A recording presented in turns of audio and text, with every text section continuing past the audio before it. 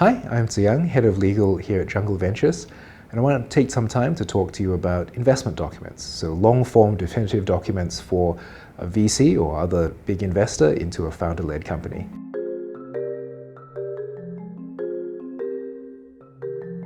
SHA, Shareholders Agreement, that's the document that comes after the term sheet to talk about how everyone's going to live together going forward. So the most important thing to think about is that it's necessarily a relatively long and complex document. It's a 50-plus page document. The question that you should have as a founder is, how can I do this as efficiently as possible with as little loss of sleep, as little stress? The thing to think about in this context is process really drives how good the outcome is going to be.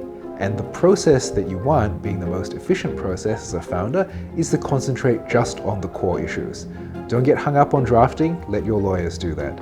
You need to isolate what is really important to you and have real honest conversations with your fellow founders and your investors on where people want to land.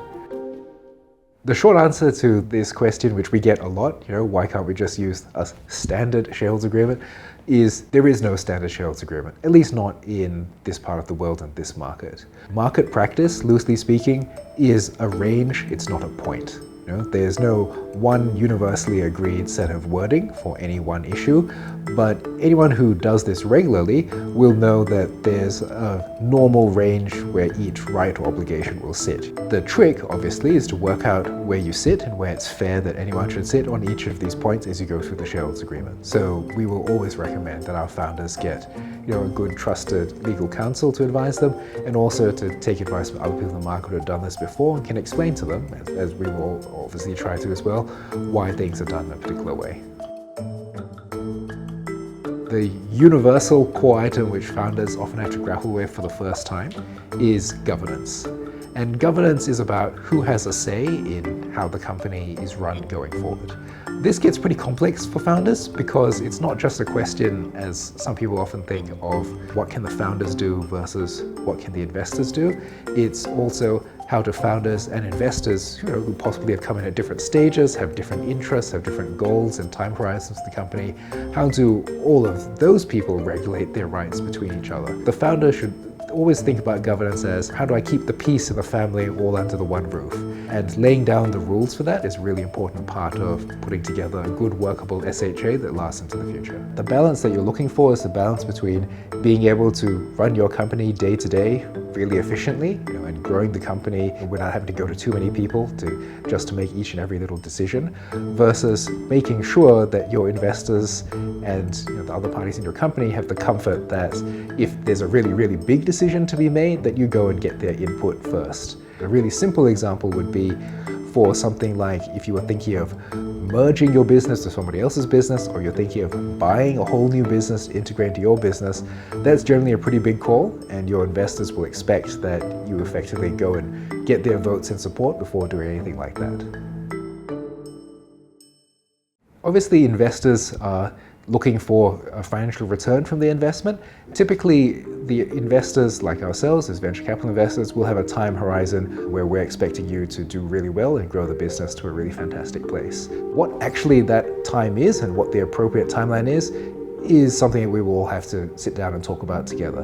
But we will definitely expect that in the documents, we all commit to trying to get the business to that right place, in a particular period of time. It's not a great thing to have to talk about, but it's always good to plan ahead.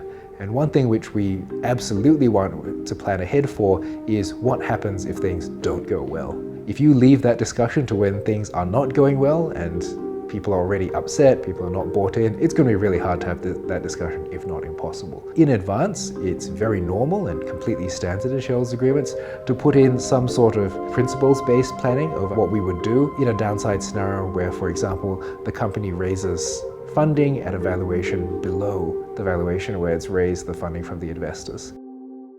There's a whole category of things that the founders should think about in terms of what they personally will have to commit to the business in order to get investor capital into the company. When investors put in capital into the company, that will necessarily be locked in for a while. But the flip side of that is the investors will always expect that you guys as founders will be committed to the business. So in terms of non-compete, for example, if the founder's raising money from investors to do business X, nobody wants to find that the founder has a couple of side hustles that are taking up a whole bunch of extra time and attention away from the main business that people are putting money into. In terms of liquidity restrictions, that again goes to at what time is it appropriate that people take money off the table, take money out of the business.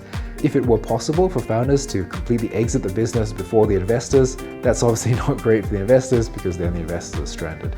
So we all look to be aligned to that and say, hey look, it's fine for you to sell X% as we go along. We all understand you've got expenses, you've got things you need to spend money on, but until we, the investors, can get an exit, we should all be in together for the same ride, and you should be locked in together with us.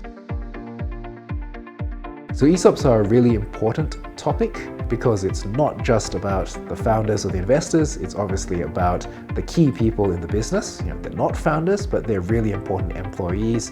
They are core to keeping the business running as it is and very important for the expansion in the future. So it's right and fair and very sensible to give these key employees a stake in the business going forward that grows the business so they're exposed to the upside. The percentage and the dilution for that ESOP is agreed in principle in advance. Who are we giving this to, how much are we giving out, and on what terms are we giving it, that we all have to get comfortable with. And that will usually be locked into the shareholders agreement.